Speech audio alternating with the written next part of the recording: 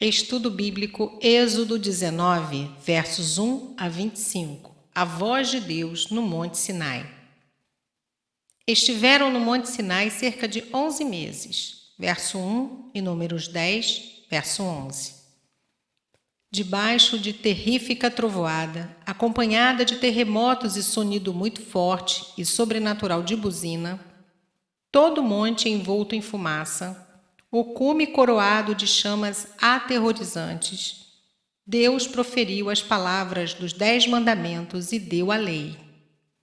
500 anos mais tarde, ao profeta Elias, no mesmo monte, foi dado a entender que a obra de Deus na terra seria executada não por métodos como esses, nem por fortes ventos ou terremotos, senão pela voz mansa e delicada de um profeta vindouro. 1 Reis 19. Verso 1. Vieram Sinai. O deserto do Sinai ficava no sudeste da península do Sinai.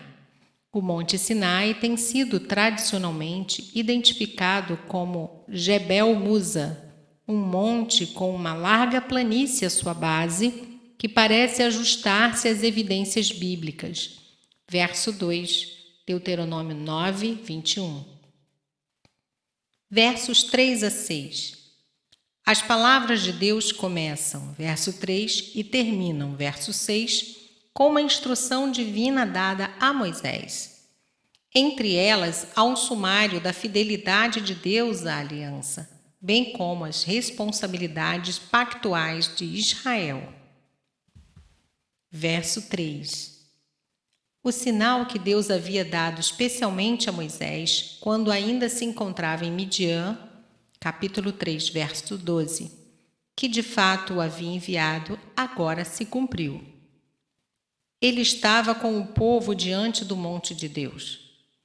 Ao empregar essa dupla designação para a nação, casa de Jacó e filhos de Israel, o Senhor lembrou-os do começo humilde como descendentes de Abraão, por meio de Isaque e Jacó, sendo que o último esteve com eles no Egito, e da sua posição atual como povo, filhos igual a povo. Verso 4. Com uma metáfora das mais apropriadas, Deus descreveu o êxodo e a jornada para o Sinai. As águias eram conhecidas por tirar os seus filhotes dos ninhos e levá-los sobre as asas para ensiná-los a voar, pegando-os quando necessário nas suas asas estendidas. No seu cântico final, Moisés empregou essa metáfora para retratar o cuidado de Deus por Israel e observou especificamente que havia somente um Senhor que fazia isso. Deuteronômio 32, versos 11 e 12. Versos 5 e 6. O Senhor deu 3 títulos a Israel: propriedade peculiar, reino de sacerdotes e nação santa, dependendo de serem um povo obediente e cumpridor da aliança. Esses títulos resumiam as bênçãos divinas que um povo como esse experimentaria: pertencer especialmente ao Senhor, representá-lo na terra e ser posto à parte para servir aos propósitos do Senhor. Os títulos igualmente desdobram o significado ético e moral de Israel ter sido levado ao Senhor, porque toda a terra é minha. No meio dos títulos, dava ênfase à peculiaridade e soberania do Senhor, e devia ser tomado no sentido de descartar todas as outras reivindicações pelos assim chamados de deuses das nações. Era mais do que o poder de um Deus sobre outro na situação de Israel.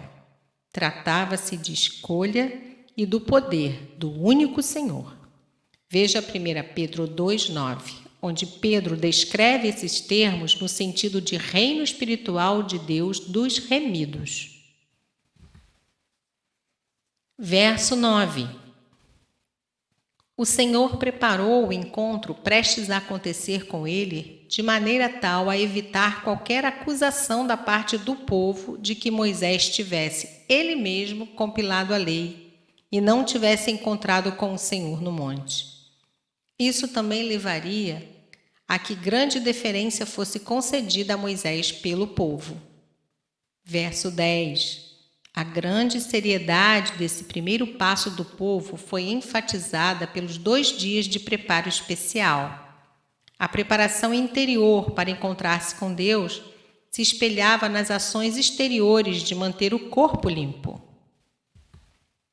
Verso 11. Estejam prontos para o 3º dia. Disposições para assegurar a pureza ritual.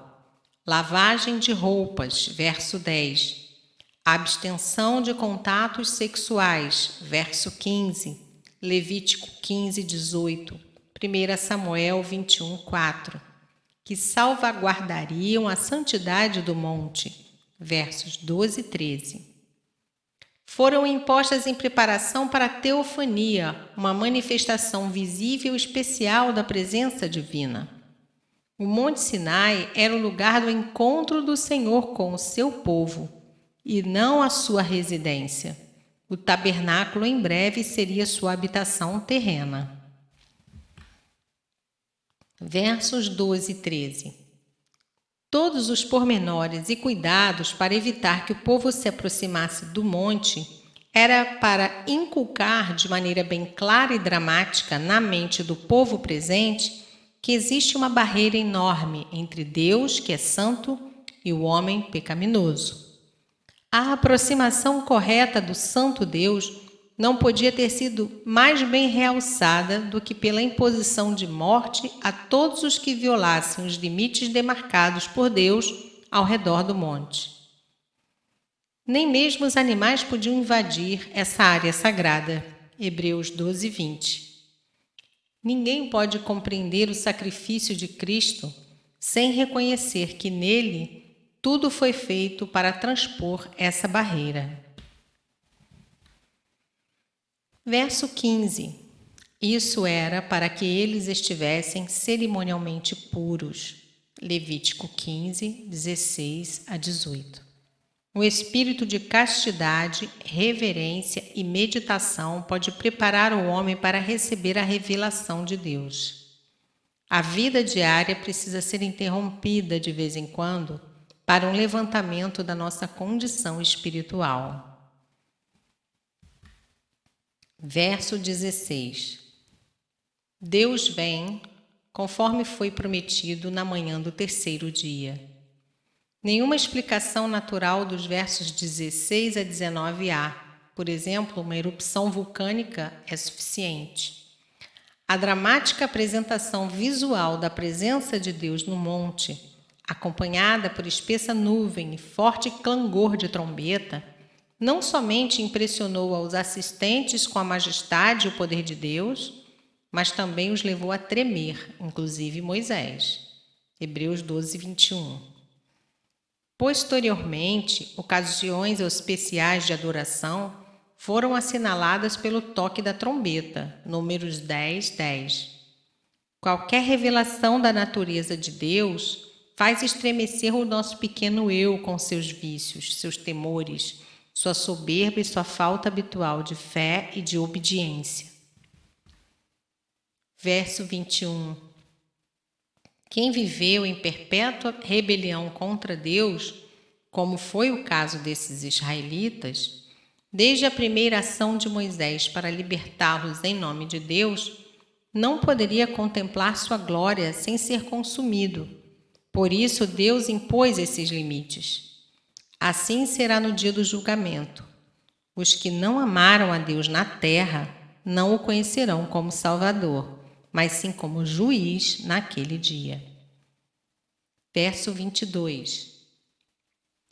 Também os sacerdotes. Os sacerdotes são humanos, com falhas humanas.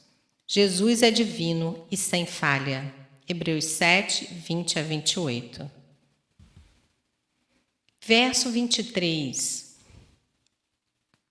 Moisés não podia consagrar o monte. É a presença de Deus que o torna santo. mas, como profeta de Deus, pode proclamar essa consagração e colocar limites ao seu redor. A Epístola de Hebreus nos ensina que a solenidade e a reverência desta ocasião não se podem comparar em importância com aquilo que Deus fez para nós no monte, perto de Jerusalém, onde Jesus foi crucificado para fazer uma aliança de graça, de perdão e de santificação com o ser humano, não baseada na virtude humana. Êxodo 19:8 e 24:3. Mas no sangue de Jesus. Hebreus 12:18 a 29. Compreendemos, pois, que os trovões, verso 16, representam a ira de Deus, a nuvem protege o homem da luz eterna, e a buzina é o chifre do carneiro, usado para convocar os adoradores. Verso 13. Verso 24. Com a lei ainda para ser entregue, o sacerdócio ainda não havia sido estabelecido em Israel. Os sacerdotes mencionados devem ter sido os primogênitos de cada família que serviu como sacerdotes familiares, porque haviam sido dedicados ao Senhor. Capítulo 1, versos 1 e 2 e capítulo 24, verso 5. O lugar deles seria ocupado mais tarde pelos levitas. Números 3, 45.